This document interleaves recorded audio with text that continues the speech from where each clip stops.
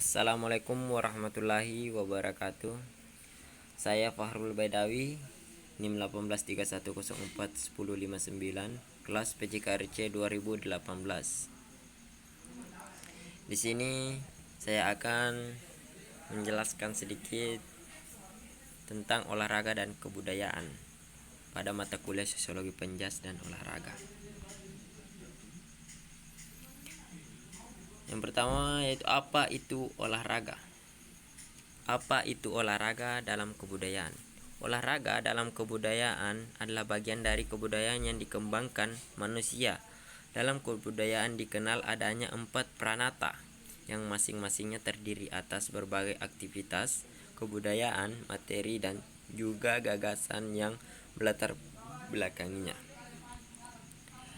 Adapun macam-macam pranata, yang pertama itu pranata domestik, pranata ekonomi, pranata religi, pranata edukasi, pranata ilmu pengetahuan, pranata politik, pranata estetik, dan pranata rekreasi. Olahraga masuk dalam pranata apa? Ya, olahraga dimasukkan ke dalam 2 pranata, yaitu pranata estetik dan religi dan pranata somatik. Pranata estetik dan religi adalah pranata yang memiliki tujuan untuk memenuhi kebutuhan manusia yang berhubungan dengan menyatakan keindahan seperti seni tari, seni musik, seni rupa, dan lain sebagainya. Sedangkan pranata somatik adalah pranata yang bertujuan untuk memenuhi kebutuhan jasmani manusia demi kenyamanan hidup. Adapun makna dalam kebudayaan secara garis besar itu ada 2. Yang pertama bersifat sakral dan bersifat profan. Beberapa fungsi olahraga di masa silam di Nusantara ketika olahraga masih berkembang dalam masyarakat tradisional. Yang pertama adalah olahraga sebagai ritual untuk pemujaan kekuatan adik kodratik. Adik kodratik itu bisa dikatakan dengan nenek moyang atau dewa. Yang kedua yaitu olahraga sebagai penanda status sosial seseorang atau golongan. Yang ketiga olahraga sebagai hiburan dan rekreasi. Dan yang keempat olahraga sebagai upaya untuk menambah nafkah. Ya, di sini kita dapat dengan olahraga kita dapat mencari nafkah jika kita menjadi olahragawan yang betul-betul mampu bersaing dengan olahraga lainnya. Makna olahraga dalam kebudayaan masyarakat. Menurut C.S. Price, untuk mencari makna fenomena kebudayaan dapat digunakan pendekatan semiotika. Price menyatakan bahwa sesuatu yang akan dimaknai dapat dianggap sebagai tanda dan mempunyai kepada acuan referen tertentu.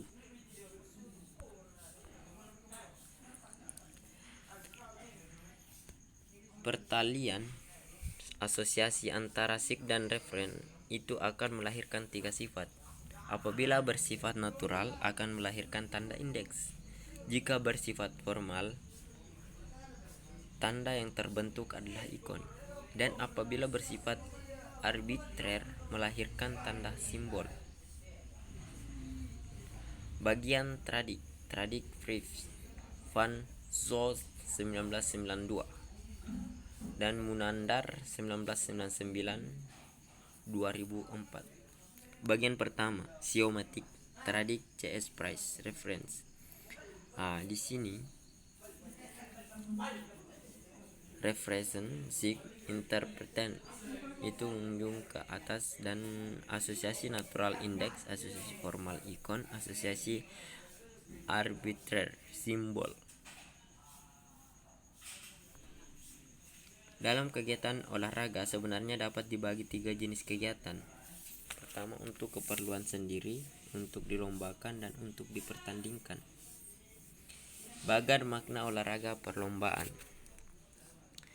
Acuan yang terbaik untuk mencapai tujuan tertentu itu asosiasinya bersifat arbitrer.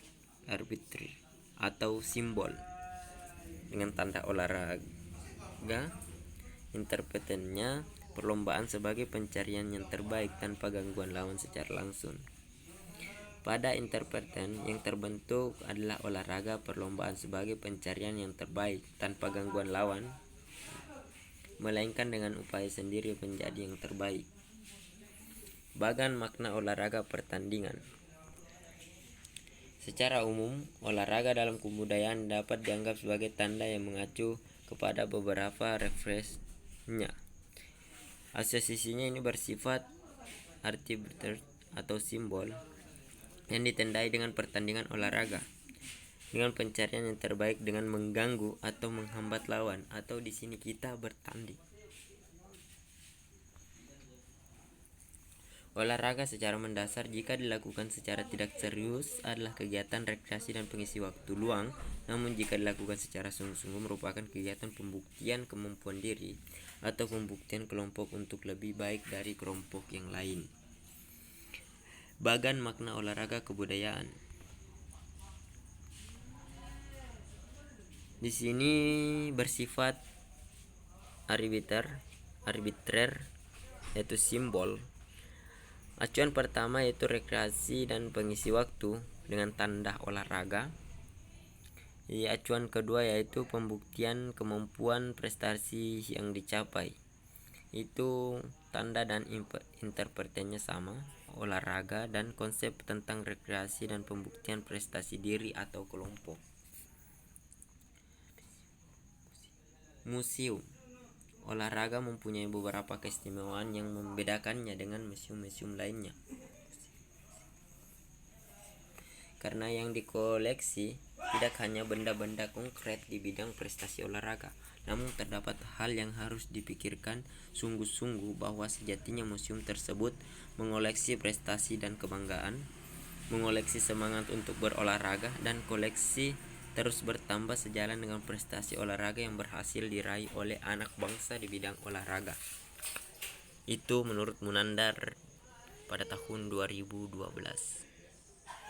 Lewat museum, olahraga nasional semangat juang di cabang-cabang olahraga tertentu harus mampu ditumbuhkan sebagaimana yang telah dicontohkan oleh olahragawan terdahulu yang pernah berprestasi.